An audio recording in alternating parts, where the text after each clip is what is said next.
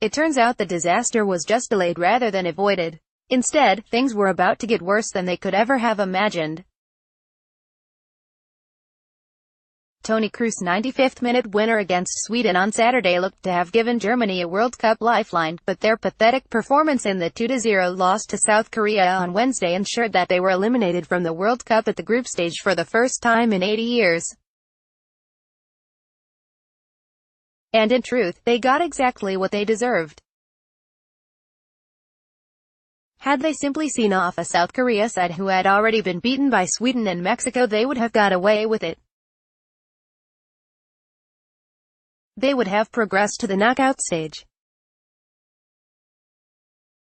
But what they turned in at the Kazan Arena instead was a performance short of direction, of belief, of desire and of heart. It was everything we have come to expect of Germany, but in reverse. Joachim Low, who had never led the national team to anything less than a semi-final spot in his 12-year reign, made 4 changes to the side which saw off Sweden and found that he couldn't get them to replicate those efforts which saw them escape from Sochi with all 3 points. Far from turning in a more energetic, dynamic display, they started off every bit as sluggish as they had been in the opening halves of their first 2 fixtures. They were slow on the ball in midfield, to the point that Korea were looking dangerous from broken play in the central third, and when they did get the ball forward there was no pace in their play to pull the well-drilled Korean defense out of shape. Joshua Kimmich's deliveries from the right were not up to the standard of his Bayern Munich form, but then the movement in the middle was far too labored to give him much of a target to aim for, as Timo Werner and Marco Reus ended up swapping and changing positions in a bid to make something happen. Even after the break, when the need for a result got more and more real, there seemed little real conviction in their play.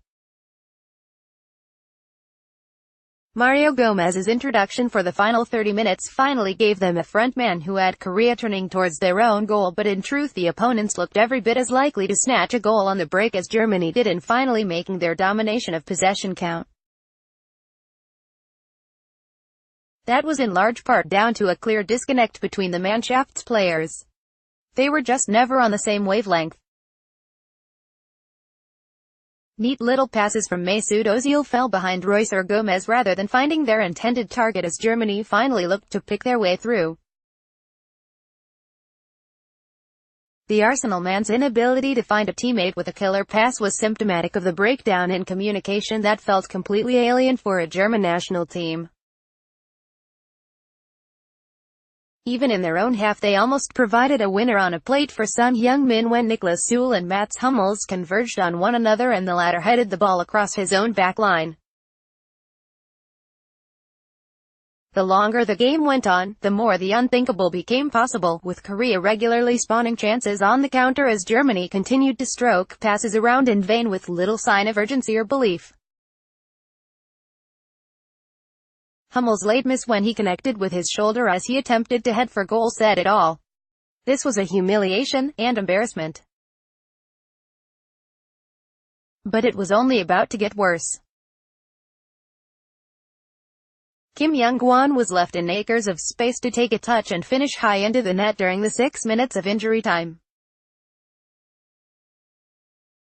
Having initially had it ruled out by the referee's assistant, the VAR asked the referee to check the replay and the goal was given.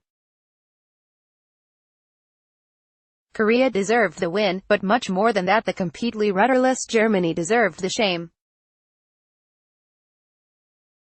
The sight of Manuel Neuer ambling around in the opposition half after being tackled by Ju Se-jang as Son Heung-min tapped in the late second will stay with many Germans forever.